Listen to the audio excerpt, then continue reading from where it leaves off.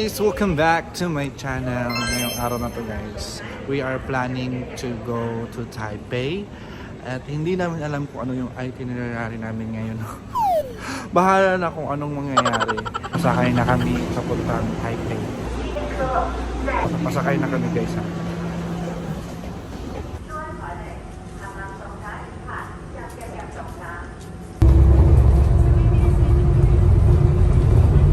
Time check, 12:05. Papunta kami ng Taipei 101. So sabi daw, i-follow nyo lang yung mga red line. So ito yung red line. So papasok kami dito sa red line. I-follow nyo lang yung mga kulay dito. If pupunta kayo ng Taipei 101, follow nyo yung red line. Kulay-kulay kasi dito, merong yellow line, merong blue line.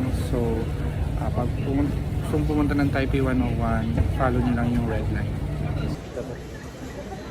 Anyway guys, if kung gusto nyo pumunta kasi dito guys, mas convenient kasi pag nag-ano ka lang, na DIY ka lang, do it yourself, kesa mag-taxi ka kasi pag taxi kasi mahal.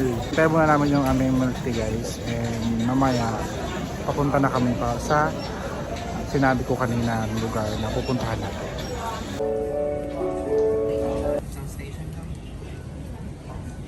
Pag sumakay kayo galing ng MRT station, Taipei station, R3 siya nandito na. So papunta kami platform 4 para sa Taipei 101. Yeah, ano yung Taipei 101 guys, diba? So mabilis lang, paglabas World Trade Center 4, makita nyo na siya guys, station 4. Then here, ayun na, ito na yung Taipei 101. Nandito kami guys sa ilalim ng Taipei 101. Kakakain kami dito guys kasi meron mga food court dito. Punong-puno lang tao guys, ang dami mga nagbabakasyon. Ang dami ko nakikita mga Filipino ngayon.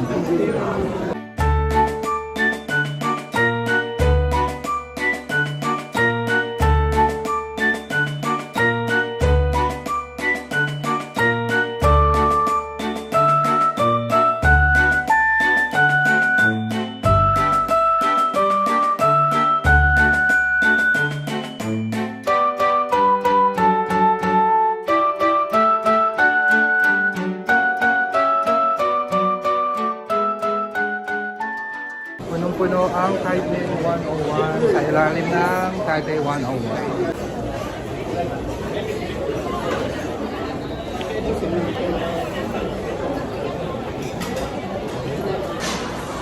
How about tofu? Sarap.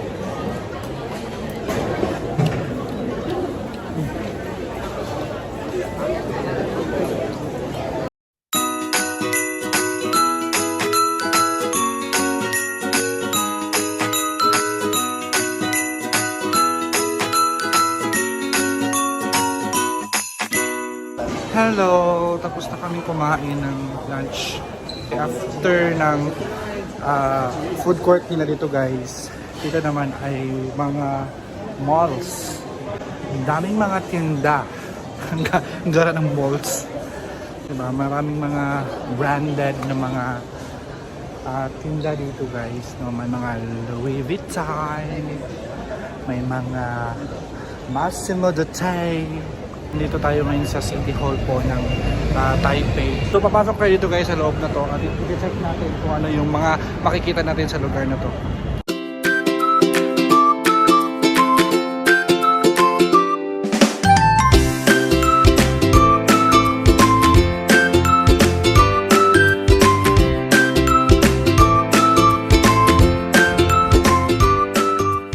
Hi guys, another station na naman kami ngayon. Nasa Blue Lane na naman kami. Papunta kaming Ximending Station. Pero nakalagay lang sa kanilang list of stations, Ximen lang talaga. So number 7 kami. BL7 kami bababa. Ito na kami sa Ximending guys. Card ng lolo mo. Pagod, nakakapagod din talaga. Pag magagalaw.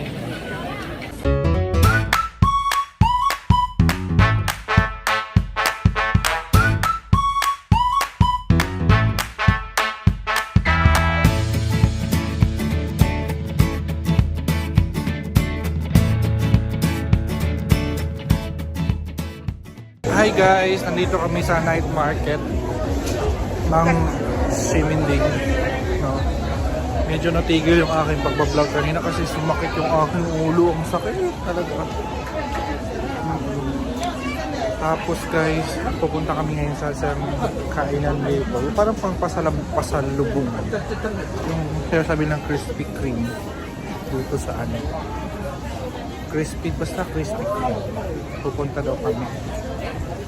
Titingnan namin kung available pa ba. Try natin. Kasi masarap daw yun eh. Donut daw yun. Donut. Kasi famous yun dito guys sa Ximending. Saka yung milk tea nila dito na tinatawag na ano, Xing Fu Tang. Oh, Xing Fu Tang.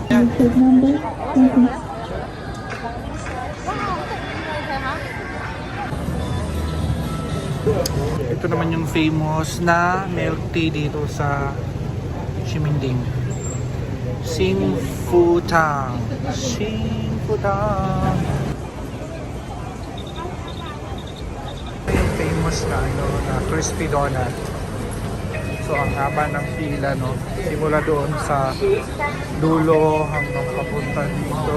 Grabe guys, sobrang haba.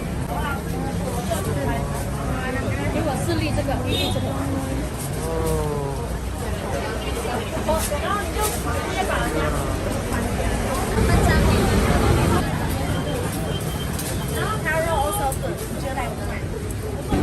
Try natin guys yung crispy donut nila na talagang sobrang famous dito sa Ximending. Eto na siya, oh, sarap! Ang tinikman ko nga lang kanina, sukal pa lang, di ba? Wala ka, sarap.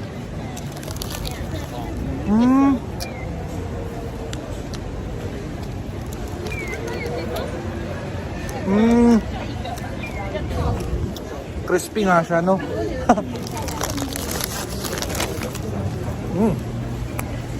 Sarap.